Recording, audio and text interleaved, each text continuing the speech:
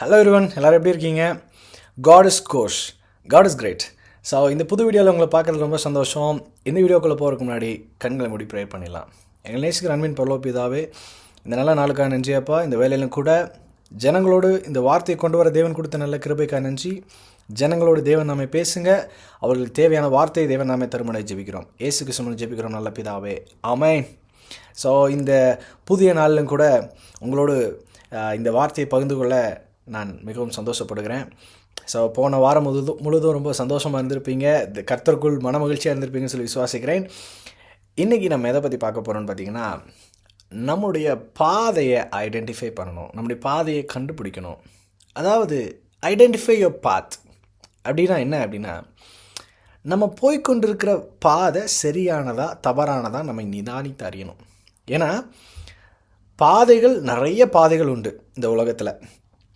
ஒருத்தர் ஒரு ஆர்டிஸ்ட்டாக இருக்கலாம், இல்லை ஒருத்தர் ஒரு சினிமா ஆக்டராக இருக்கலாம், இல்லைனா ஒருத்தர் பார்த்திங்கன்னா ஒரு ஷாப் ஓனராக இருக்கலாம், பிஸ்னஸ் மேனாக இருக்கலாம். இந்த மாதிரி நிறைய பேர் ஒவ்வொரு வேலைகள் இருந்தாலும், வெவ்வேறு வேலைகள் இருந்தாலும், எல்லாருக்கும் ஒரே பாதையை ஆண்டு வச்சிருக்கிறார். எதுக்காகன்னா, நம்ம எல்லாருடைய முழு நோக்கமும் திட்டமும் என்னென்னா டு ரீச் த ஹெவன். அதுதான், அந்த ஹெவனுக்கு போக வேண்டியது தான் சரியான பாதை, அதுதான் கரெக்டான வழி. அதனால தான் ஆண்டு சொல்கிறார், நானே வழியும் சத்தியமும் ஜீவனுமாக இருக்கிறேன். என்னுடைய வழியில் பயணம் பண்ணுறவன் தான் என்ன இல்லாமல் பிதாவின் இடத்தில் ஒரு நாளும் பிரவேசிக்க முடியாது அப்படின்னு ஆண்டு வேதத்தில் சொல்கிறார்.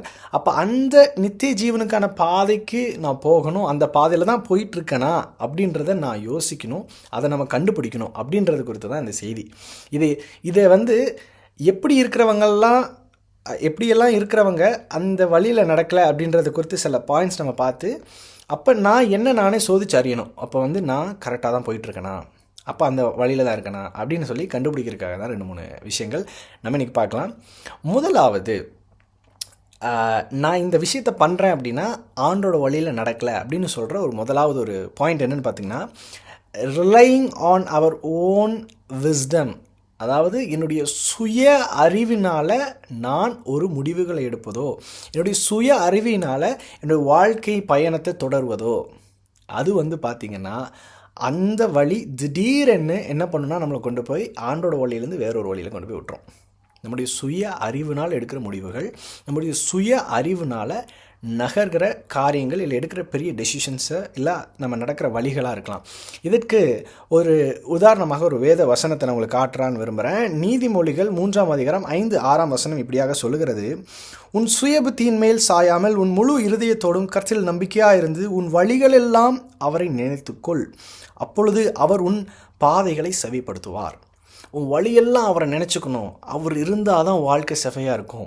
உன்னுடைய அறிவினால் இந்த உலக பிரகாரமான ஞானத்தை வச்சுட்டு நம்ம ஆண்டோருடைய பரலோகத்துக்கு போகணும்னு நினச்சா கண்டிப்பாக போக முடியாதுங்க. இடறி விழுந்துருவோம். இடறி விழுந்திருக்கான வாய்ப்பு அதிகம். ஏன்னா இந்த உலக பிரகாரமான ஞானம் ஆண்டவருடைய பாதையை நம்மளுக்கு காட்டாது, ஆண்டவருடைய திட்டத்தை நம்மளுக்கு காட்டாது. எத்தனையோ சயின்டிஸ்ட் நீங்கள் பார்க்கலாம், அவங்களாம் காலேஜ் பெரிய பெரிய டிகிரி வாங்கியிருக்கலாம், பெரிய பெரிய பட்டதாரிகளாக இருக்கலாம். ஆனால் அவங்களுக்கு கூட சிலர்லாம் இயேசு கிறிஸ்துனா யாருன்னு தெரியாமல் கூட இறந்து போனவங்க எத்தனையோ பேர் இருக்கிறாங்க. ஏன்னா அவங்க உலக பிரகாரமான ஞானத்தில் பார்க்குறாங்க. தேவனுடைய ஞானம்ன்றது வேறு, தேவனுடைய ஞானம் என்பது வேறு. It is entirely different. நான் உங்களுக்கு இன்னொரு பைபிளில் ஒரு வசனத்தை காட்டுறேன். 1 கொரிந்தியர் 3ஆம் அதிகாரம் 19ஆம் வசனம் 20ஆம் வசனம் இப்படி சொல்கிறது, இவ்வுலகத்தின் ஞானம் தேவனுக்கு முன்பாக பைத்தியமாக இருக்கிறது, அப்படியே ஞானிகளை அவர்களுடைய தந்திரத்தாலே பிடிக்கிறார் என்று ஞானிகளுடைய சிந்தனைகள் வீணாக இருக்கிறது என்று கர்த்தர் அறிந்திருக்கிறார் என்றும் எழுதியிருக்கிறது. ஸோ இந்த உலகத்தினுடைய ஞானம் பார்த்திங்கன்னா அவருக்கு முன் தேவன் கூட பைத்தியம். இந்த உலகத்தின் முன்பா உண்டான ஞானம் தேவன் கூட ஒரு பைத்தியம். இந்த உலகத்தோட ஞானத்தை வச்சு தேவனை அளவிட முடியாதுங்க. இந்த உலகத்தோட ஞானத்தை வச்சு தேவனை அளவிட முடியாது. அப்போது என் வாழ்க்கையில் என்னுடைய சுய அறிவினால் எனக்கு என்ன இருக்கோ அதை வச்சுட்டு நான் இப்போ எடுக்கிற டெசிஷன்ஸ் கரெக்டாக இருக்கும், நான் போகிறது ஆண்டோட பாதையில் தான் போகிறேன் அப்படின்னு நினச்சி போனோம்னா கண்டிப்பாக நம்ம வாழ்க்கையில் தவறான பாதைக்கு போக வாய்ப்பு இருக்குது. அதனால் என் அன்பான தேவஜனமே, நம்ம இன்றைக்கி இப்போ போயிட்டுருக்க பாதையில் இந்த வழி ஆண்டவருக்கு பிரியமுள்ள வழியா, இது பரலோகத்துக்கு போகக்கூட வாசல் தானா, இல்லை நான் ஏதோ ஒரு நேரத்தில் நான் எடுத்த முடிவுனால இப்படி போயிட்டுருக்கேனா அப்படின்றத நம்ம யோசிக்கணும். அதுதான் இந்த இடத்துல நான் சொல்ல விரும்புகிறது. அண்டு நான் ஒரு இன்சிடெண்ட்டு நடந்ததை உங்களுக்கு சொல்ல, ரொம்ப வேடிக்கையான ஒரு இன்சிடெண்ட்டு. என்னென்னா, நான் கடந்த நாட்களில் ஜெர்மனில் வந்து நியூரம்பர்க் அப்படின்ற ஒரு சிட்டிக்கு போகணும். ஃப்ரம் கோபர்க் டு நியூரம்பர்க்னு ஒரு சிட்டிக்கு போகணும். ஓகேங்களா? அது வந்து பார்த்திங்கன்னா நியூரம்பர்க்ன்றது இந்த பக்கம் இருக்குது, கோபர்க்ன்றது சென்ட்ரலில் இருக்குது. இதுக்கு ரைட்டில் வந்து பார்த்திங்கன்னா சால்டஃபே சம்திங் அந்த மாதிரி ஒரு சிட்டி. இப்போ நான் கோபர்க்லேருந்து ஒரு பிளாட்ஃபார்ம் நம்பர் 2ல் நிற்கிறேன். இது வந்து ட்ரெயின் வந்து நான் அதில் ஏறினா டைம் வந்து பார்த்திங்கன்னா ஒரு 7:20, 7:20 நைட்டு, ஒரு ஈவினிங் டைம் 7:20, அதான் ட்ரெயினோட டைமிங்கு. ஸோ இந்த ட்ரெயினில் நான் ஏறினா தான் என்னால் வந்து கரெக்டாக நியூரம்பர்க்கு ரீச் ஆக முடியும். பிளாட்ஃபார்ம் நம்பர் 2 தான். இப்போ நான் என்ன ஆயிடுச்சு, எனக்கு இந்த பிளாட்ஃபார்ம் நம்பர் 2 3 இந்த ஜெர்மனில் நான் அங்கே கொஞ்சம் லைட்டாக கன்ஃபியூஸ் ஆகிட்டு பிளாட்ஃபார்ம் நம்பர் மாற்றி நின்றுட்டேன். 2 3 ஒரு 2 ஒரே தான், கொஞ்சம் மாறி இருந்துருச்சு. என்ன ஆயிடுச்சுன்னா, அதே 7:20க்கு ஒரே மாதிரி 2 ட்ரெயின் வந்துருச்சு, 2 ஆப்போசிட்டு. இப்போ நான் ஏறிட்டு நான் வந்து சரியாக கவனிக்கும் இல்லை, ஏன்னா எல்லாமே இங்கே வந்து ஜெர்மனில் வந்து கொஞ்சம் வேறு வேறு மாதிரி தான் இருக்கும் பேர்கள். நான் ஏறிட்டு கொஞ்சம் தூரம் போய் கடைசி ஸ்டாப் போகும்போது தான் தெரியுது, நான் போக வேண்டியது நியூரம்பர்க் இந்த பக்கம். இது வந்து இங்கேருந்து ஒரு 60 to 70 கிலோமீட்டர் தள்ளி இந்த பக்கம். நான் வந்தது இங்கேருந்து ஒரு 60 கிலோமீட்டர் எழுதி அந்த பக்கம் போயிட்டேன், அதுக்கு ஆப்போசிட் ஏரியாவுக்கு போயிட்டேன். அங்கே போயிட்டு இறங்கினதுக்கப்புறம் தான் எனக்கு இந்த ஒரு தாட் வந்துச்சு, இந்த செய்தியினுடைய ஒரு தாட்டு. அப்போ வந்து இறங்கி நின்று நான் அப்புறம் அடுத்த ட்ரெயினுக்கு வெயிட் பண்ணி, அப்புறம் இப்போ இங்கேருந்து வந்தது ஒரு 70 கிலோமீட்ரு, இனி அங்கே போனது ஒரு 70, மொத்தத்தையும் சேர்த்து ஒரு 140 கிலோமீட்டர் மொத்தமாக வர்ற மாதிரி அவ்வளோ தூரம் தள்ளி வந்துட்டேன். அப்போ இது போல் நம்ம வாழ்க்கையிலையும் சில நேரம் தப்பி போயிட்டோன்னு வைங்களேன், திரும்பி வர்றதுக்கான நேரம் வந்து ரொம்ப அதிகமாகிடும். முடிஞ்ச வரைக்கும் முன்னாடியே கரெக்ட் பண்ணிக்கணும். இல்லை அட்லீஸ்ட் நான் போயிட்டுருக்க வழியில் நம்ம போகிறது கரெக்டானு பார்த்துருந்தேன்னா நான் அடுத்த ஸ்டாப்பில் இறங்கி வந்து விட்டுருந்ததாக கூட சீக்கிரம் வந்துருக்கலாம். அதை விட்டதுனால ரொம்ப தூரம் போயிட்டு அப்புறம் திருப்பி நான் நைட்டு இங்கே வர்றதுக்குள்ளே 1 மணி நேரம் 1.5 மணி நேரத்தில் முடிய வேண்டிய ஜேர்னியை கிட்டத்தட்ட ஒரு 4-5 மணி நேரம் ஆகி ரொம்ப டயர்டாயிட்டேன். அதனால் என் அன்பான தேவஜனமே, நம்ம வாழ்க்கையிலையும் நம்ம போயிட்டுருக்க பாதை சரியானு நம்ம அப்பப்போ நம்ம வந்து சோதித்து பார்த்துக்கணும். ஓகே, நம்ம போயிட்டு கரெக்டாக தான் போயிட்டுருக்கோமா அப்படின்றத பார்த்துக்கணும். இல்லை அப்படின்னா இந்த மாதிரி, இது ஒரு சும்மா ஒரு ஏதோ உதாரணமாக சொல்கிறேன், கடைசியில் பிசாசு கொண்டு போய் சிலர்லாம் நரகத்து வரைக்கும் கொண்டு தள்ளிட்டான் அப்படின்னா திரும்பி வரவே முடியாது. ஸோ அதனால் நம்முடைய பாதைகளை நம்ம நிதானித்து சோதித்து அறியணும். அண்ட் நம்மளுடைய சுய புத்தியில், நம்மளுடைய தாட்ஸில் நம்முடைய அறிவில் நம்முடைய முடிவுகளையோ நம்முடைய பாதைகளையோ எடுக்கக்கூடாது அப்படின்றது, அதில் நடக்கக்கூடாதுன்றதை இதில் புரிஞ்சுக்கலாம். ரெண்டாவதாக, நம்முடைய மனசு, நம்முடைய இதயம் என்ன சொல்லுதோ அதை கேட்டு அதன்படி நடக்கிறது. அதுக்கு ஒரு உதாரணமாக ஒரு வசனம் உங்களுக்கு சொல்கிறேன். நீதிமொழிகள் 16ஆம் அதிகாரம் 9ஆம் வசனம் இப்படி சொல்கிறது, மனுஷனுடைய இருதயம் அவனுடைய வழியை யோசிக்கும், அவனுடைய நடைகளை உறுதிப்படுத்துகிறவர் கர்த்தர். இப்போது இந்த ஃபஸ்ட்டு இதில் பார்த்திங்கன்னா, மனுஷனுடைய இருதயம் அவனுடைய வழியை யோசிக்கும். நம்முடைய இருதயம் பார்த்திங்கன்னா நமக்கு என்ன வேணுமோ அதுக்கேற்ற மாதிரி நம்ம இப்படி யோசிச்சுக்கிட்டு அதுக்கேற்ற மாதிரி நடந்துட்டுருக்கிறது. இப்போது இந்த இருதயத்தோட நினைவுகள் எப்படிப்பட்ட நினைவுகளாக இருக்குன்னு மத்தேயு 15ஆம் அதிகாரம் 19 வந்து இயேசு கிறிஸ்து சொல்லும்போது சொல்கிறார், எப்படி எனில் இருதயத்திலிருந்து பொல்லாத சிந்தனைகளும் கொலைபாதகங்களும் விபச்சாரங்களும் வேசித்தனங்களும் களவுகளும் பொய்சாட்சிகளும் தூஷணங்களும் புறப்பட்டு வரும். இது இருதயத்திலிருந்து தான் வருங்க. சில முடிவுகள் இருதயத்தின் எண்ணத்திலேருந்து, ஆண்டவரோட சித்தம் இல்லாமல் நம்ம இருதயத்தின் எண்ணத்திலேருந்து நம்ம எடுக்கிறது. இருதயத்திலிருந்து புறப்படுகிற ஒரு எண்ணம் வேறு, அறிவு வேறு, குழப்பிக்கக்கூடாது. நம்மளுடைய அறிவுன்றது நமக்கு ஒரு புத்தி இருக்குது, நம்ம இப்படி செய்யணும்னு இருக்குல்ல, அதை வச்சு எடுக்கிற முடிவு வேறு. என்னோடய இருதயத்திலேருந்து வர எண்ணம், எனக்கு இவங்களை பார்க்கணும் போல் இருக்குது, இப்போ நான் இவங்ககிட்ட பேசணும் போல் இருக்குது, இப்போ வந்து இவங்கக்கிட்ட நான் போய் இப்போ இவங்களை நான் மீட் பண்ண போகிறேன், ஒருத்தங்களை பார்க்க போகிறேன் அப்படின்னா நம்ம ஆண்டோட்ட கேட்காமே, ஆண்டுக்கு பிரியமா இல்லையான்றது கூட தெரிஞ்சுக்காமல் அந்த வழியில் போகிறது. கொண்டு போய் சிக்க வச்சுட்டான்னு வைங்க பிசாசு அந்த இடத்துல. நம்முடைய சில நேரத்தில் பிசாசு அப்படி தான் பண்ணுவான். சிக்கிட்டு அப்புறம் அந்த வழி, ஆண்டோட வழியிலேருந்து அப்படியே திருப்பிடுவான். அது போகிற வழி பார்க்க நல்லா சூப்பராக இருக்கிற மாதிரி தெரியும், நல்லா அருமையாக இருக்கிற மாதிரி தெரியும். அதுக்கப்புறம் பார்த்திங்கன்னா கொஞ்சம் தூரம் உள்ளே போனதுக்கப்புறம் அப்படியே கொஞ்சம் கருக்கு முறுக்குன்னு இருக்கும். நம்ம ஐயோ அவசரப்பட்டு ஏமாந்துட்டுமே அப்படின்ற மாதிரி ஒரு பெரிய ஒரு சிக்கலில் போய் சிக்கிக்கிறதுக்கான வாய்ப்பு இருக்குது. அதனால் என்றைக்குமே இருதயத்திலேருந்து வருகிற எண்ணங்கள் எல்லாமே ஆண்டவர்கிட்ட ஒரு முறை நம்ம சோதித்து பார்க்கணும். ஆண்டவர்கிட்ட கேட்கணும், ஐசப்பா நீங்கள் எனக்கு இப்படி மனசில் இப்படி தோணுது, இப்படி நான் செய்யட்டுமா அப்படின்னு சொல்லி ஆண்டவர்கிட்ட கேட்டு அதுக்கப்புறம் அந்த வழியில் நம்ம போகிறது நல்லது. அது வந்து என்ன முடிவு வேணா இருக்கலாங்க. சில நேரத்தில் வந்து சிலர் ஆசைக்கு வந்து ஏதோ பொருள் வாங்கிடுவாங்க, கடன் வாங்கி அது மனசுலேருந்து வரதான். ஒரு விஷயத்தை பார்த்தோன்னா அது மேலே ஒரு ஆசை, அது மனசுலேருந்து வர தாட்ஸ் தான். ஓ இதை வாங்கி ஆகணும், ஒரு இச்சை. அந்த இச்சையில் உடனே வாங்கிடுவாங்க. வாங்கிட்டு கடனில் படாத அவஸ்தைப்படுவாங்க. வாழ்க்கையில் அதுக்கப்புறம் ஒரு 5 வருஷம் தொலைச்சிடுவாங்க.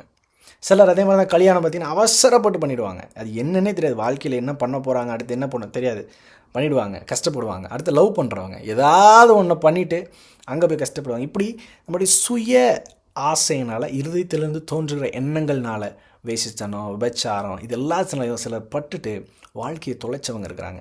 இப்படிப்பட்ட மனசுக்கு ஏற்றபடி நம்முடைய ஆசையின்படி ஓடுறவங்களாலையும் பரலோக ராஜ்யத்துக்கான பாதையில் போக முடியாது அப்படின்றதுல உறுதியாக பார்க்கலாம். அதில் நீதிமொழிகளில் சாலமன் சொல்கிறாரு, இந்த மாதிரி இருதயத்தின் எண்ணங்கள் அநேக எண்ணங்கள் மனுஷனுடைய இருதயத்தின் எண்ணங்கள் அநேகம் அப்படின்னு சொல்கிறாரு. அப்படிப்பட்ட எண்ணங்களில் இது இப்போ மட்டும் இல்லைங்க, ஆதியிலிருந்தே ஆதாமேவால் தோன்றின அதே நாட்கள்லேருந்தே ஆண்டவர் இதை மனுஷங்கிட்ட பார்க்குறார். நீங்கள் ஆதியாகமம் 6ஆம் அதிகாரம் 5ஆம் வசனத்தில் ஆண்டவர் இப்படியாக மனஸ்தாபப்படுறார். ஏன்னா மனுஷனுடைய அக்கிரமம் பூமியில் பெருகினது என்றும் அவன் இருதயத்தின் நினைவுகள் எல்லாம் தோற்றமெல்லாம் நித்தமும் பொல்லாததென்றும் கர்த்தர் கண்டு அதை நினச்சி மனஸ்தாபப்படுறார். ஏன்னா மனுஷன் ஆதியிலிருந்து பாவத்திலேயே வாழ்ந்து பாவத்திலே பிறந்து அப்படியே ஆண்டவனை படிக்கும்போது நல்லா தான் படைச்சார். அவங்க ஆண்டவர் கீழ்ப்படியாமல் போன அந்த பாதையினால் இப்படி நடக்க ஆரம்பிக்குது. ஸோ இதே மாதிரி நம்ம வாழ்க்கையிலும் நம்ம மனசை சொல்கிறத கேட்டு அதுபடி போனோம்னா, ஆண்டவர் சொல்கிறத கேட்காமல் இருந்தோம் அப்படின்னா கண்டிப்பாக நம்முடைய முடிவு பரலோக ராஜ்யத்துக்கு போகக்கூடிய முடிவாக இருக்காது. அதனால் இதை கொண்டு நம்முடைய பாதையை கண்டுபிடிக்கணும். நான் எப்படிப்பட்ட பாதையில் இருக்கேன் அப்படின்றதுக்கு இது 2வது பகுதி. 3வது என்னன்னு பார்த்தீங்கன்னா, asking the advice to foolish people. முட்டாள்தனமான நபர்களிடத்தில் ஆலோசனை கேட்பதோ அல்லது தேவனை அறியாத நபர்களிடம் ஆலோசனை கேட்பதோ, இது ரொம்ப முக்கியங்க, ரொம்ப முக்கியம். சிலர் பார்த்திங்கன்னா அட்வைஸ் கேட்குறது ரொம்ப பிடிக்கும். சிலருக்கு போய்ட்டு எல்லா இடத்துலையும் உட்காந்து அட்வைஸ் கேட்டுட்ருப்பாங்க. சிலர் அட்வைஸ் கொடுத்துட்ருப்பாங்க, அவங்க விட்ருங்க, அவங்க அடுத்ததில் அடிச்சுக்கலாம். அட்வைஸ் கேட்குறவங்கள சொல்லுவோம். அட்வைஸ் பார்த்திங்கன்னா எல்லார்ட்டையும் போய் அட்வைஸ் கேட்பாங்க. அன்பான தேவஜனமே, நான் உண்மையாக சொல்கிறேன், ஒரு நல்ல ஸ்பிரிச்சுவலில் இல்லாத ஒரு பர்சனால் உங்களுக்கு ஒரு நல்ல அட்வைஸ் கொடுக்க முடியாதுங்க. அப்படி அவங்க கொடுக்குற அட்வைஸுமே ஆண்டவரிடத்துக்கு உங்களை எடுத்துக்கொண்டு போகிற ஒரு வழியாக இருக்குன்னா கண்டிப்பாக இருக்காது, கண்டிப்பாக இருக்காது. ஏன்னா மனுஷன் அவன் அவனுக்கு என்னெல்லாம் தோணுதோ அதெல்லாம் உங்கள்கிட்ட சொல்லிகிட்ருப்பான். அது உங்கள் வாழ்க்கையில் பொருந்துமா இல்லைன்னு கூட நம்மளுக்கு தெரியாது. நான் உங்களுக்கு பைபிளில் ஒரு வசனம் சொல்கிறேன், எடுத்து வாசிச்சு பாருங்கள். நீதிமொழிகள் 14ஆம் அதிகாரம் 16ஆம் வசனம் எப்படியாக சொல்லுகிறது, ஞானமுள்ளவன் பயந்து தீமைக்கு விலகுகிறான், மதியனோ மூர்க்கம் கொண்டு துணிகரமாக இருக்கிறான். ஞானி உள்ளவன் பார்த்திங்கன்னா பயந்து தீமையை விட்டு விலகுறான். ஞானி தீமையை விட்டு விலகிடுவாங்க. மதியனை மூர்க்கம் கொண்டு எப்படி இருக்கான்னா துணிகரமாக இருக்கிறான், அந்த பாதையில் துணிகரமாக இருக்கான். இப்போ இந்த முட்டாள், அதாவது இந்த மதியனன்னு சொல்கிற இந்த மதியனன் யாருன்னு வாசிக்கணும்ல, யாருன்னு பார்த்தீங்கன்னா நீதிமொழி 28:26 சொல்கிறது, தன் இருதயத்தின் நம்புகிறவன் மூடன். யார் இந்த மதியினனோ, யார் இந்த மூடன் தெரியுமா? தான் இருதயத்தை நம்பி நடக்கிறான் பார்த்தீங்களா, அவன்தான் இந்த மூடன். 14:16 என்ன சொல்லுதுன்னா, நீதிமான் தீமை விட்டு விலகிறான்ப்பா, ஆனால் மதியினன் மூர்க்கம் கொண்டு அந்த தீமையிலே இருக்கிறான். அப்படிப்பட்ட மதியினன் யாருன்னா, தன்னைத்தான் நம்பிட்டு தன்னுடைய நம்பிக்கையெல்லாம் அவன் மேலேயே வச்சுக்கிறது, இல்லைன்னா வேறொரு விக்கிரகம் மேலே கூட வச்சுக்கலான்னு வச்சுக்கங்களேன். ஆண்டவர் இல்லாமல் வேறு எது மேலே நம்பிக்கை வச்சுருந்தாலும் அவன் மூடங்க, அவ்வளோதான், அவன் தான் மூடன். அப்படிப்பட்ட மூடன்கிட்ட போயிட்டு ஒரு கவுன்சிலிங்கோ, நான் எப்படி வாழ்க்கையில் சாதிப்பது எப்படி, நான் வாழ்க்கையில் நன்றாக படிப்பது எப்படி, நான் வாழ்க்கையில் ஆண்டவருக்காக பிரியமாக வாழ்வது எப்படி, ஆண்டவர்னால் யாருன்னே தெரியாதுன்ற போய் உன் வாழ்க்கையை பற்றி கேட்டேன்னா எப்படிங்க அவனுக்கு தெரியும்? எப்படி உன் வாழ்க்கையை ஆண்டவர் எழுதி வச்சுருக்கிறார்? போங்க உங்களுடைய சபை போதர்கள்கிட்ட, அதாவது ஸ்பிரிச்சுவல் லீடர்ஸ்கிட்ட போயிட்டு அவங்கக்கிட்ட கேளுங்க, நான் என்ன செய்யணும், எனக்கு இதில் ஒரு நல்ல ஆலோசனை கொடுங்கன்னு கேளுங்க. அவங்க உங்களை ஆண்டவருக்கு நேரான பாதையில் அவங்க நடத்துவாங்க. அவங்க ஜெபிச்சு ஆண்டவர் உங்களுக்கு என்ன சொல்கிறாரோ அதை அவங்களுக்கு சொல்லுவாங்க. சும்மா மற்றவங்க எல்லோரும் சொல்கிறத கேட்டு அதேபடி நடக்காதீங்க. இன்னும் மூடனை குறித்து இன்னும் நீங்கள் சங்கீதத்தில் நிறையா இது பார்க்க முடியும். அதில் நம்முடைய தாவீது பார்த்திங்கன்னா அவர் நம்பிக்கை எதில் வச்சுருந்தார் பார்த்தீங்கன்னா, என் நம்பிக்கை எல்லாம் கர்த்தர். சங்கீதம் முழுவதும் ஒரு 11ஆம் சங்கீதம், 25ஆம் சங்கீதம், அப்புறம் 71 இதிலெல்லாம் நீங்கள் வாசித்து பார்த்தீங்கன்னா, தாவீது என் கண்மலையாக கர்த்தர் மீது என் நம்பிக்கை இருக்கிறது, என் நம்பிக்கை அவரே, என்ன பிரச்சனை வந்தாலும் சொல்கிறார் என் நம்பிக்கை அவரே. அவர் மீது நம்பிக்கை எவன் வச்சுருக்கானோ அவன் தான் ஞானி, அவனுடைய பாதைகள் தான் செவ்வையாக இருக்கும். அப்போ உங்கள் நம்பிக்கை யார் மேலே இருக்கணும்னா அவர் மேலே இருக்கணும். அவரை நம்புகிறவங்க கிட்ட நீங்கள் ஒரு ஸ்பிரிச்சுவல் லீடர்ஸ்டையோ ஒரு ஸ்பிரிச்சுவலாக இருக்கிறவங்க லைஃப்பில் இருக்கிறவங்ககிட்ட அவங்ககிட்ட போய் நீங்கள் அட்வைஸ் கேட்கும்போது அது தேவன் கொடுக்குற ஆலோசனையாக இருக்கும். அந்த ஆலோசனை பற்றி நீங்கள் நடக்கும் பொழுது உங்கள் பாதை சரியான பாதையாக இருக்கும். அப்போ என் அன்பான தேவஜனமே, உங்கள் பாதை சரியாக இருக்கணும்னா முதலாவதாக நம்முடைய சுய புத்தியை சார்ந்து வாழக்கூடாது. ரெண்டாவதாக நம் இதயத்தில் இருக்க எல்லா நினைவுகளையும் ஆண்டவர்கிட்ட இடத்துல கேட்காம நான் இதயத்தில் இருக்கிற எல்லாத்தையும் அப்படியே செய்யும் பொழுது நாம் பாதையை விட்டு விலகுவதற்கான வாய்ப்பு இருக்கிறது. மூன்றாவது, ஃபூலிஷ் பீப்புள், அதாவது தேவனை அறியாத நபர்களோ இல்லாட்டி மூடர்கள்கிட்ட அட்வைஸ் கேட்குறது. யார் மூடர் என்றால் தன்னைத்தான் மேல் நம்பிக்கை வைத்துக்கொண்டு ஆண்டவர் இல்லாமல் தன்னைத்தானே நம்பர்கள் மீது அட்வைஸ் கேட்குறது. இது மூன்றை வைத்து நான் உங்களுக்கு சொல்ல வர்றது என்னென்னா, உங்களுடைய பாதையை நீங்கள் சரிப்படுத்திக் கொள்ளுங்கள். உங்கள் பாதையில் நீங்கள் எங்கே இருக்கீங்கன்றதை கண்டுபிடிச்சி ஆண்டவரிடமாக வாங்க. இந்த வார்த்தையை கொண்டு தேவன் உங்களை கண்டிப்பாக ஆசீர்வதிப்பார்னு நினைக்கிறேன். நிறைய பேர் ஒவ்வொரு செய்திகளை கேட்டதுக்கப்புறம் புது இடங்கள்லேருந்து நிறைய பேர் சொன்னாங்க, இந்த மாதிரி தேவன் இந்த வார்த்தையை கொண்டு என்னை தொட்டார் அப்படின்னு சொல்லி நிறைய பேர் சொல்லி கேள்விப்பட்டேன். இந்த வார்த்தையை கொண்டு தேவன் உங்களை தொடுவார்னு நினைக்கிறேன்.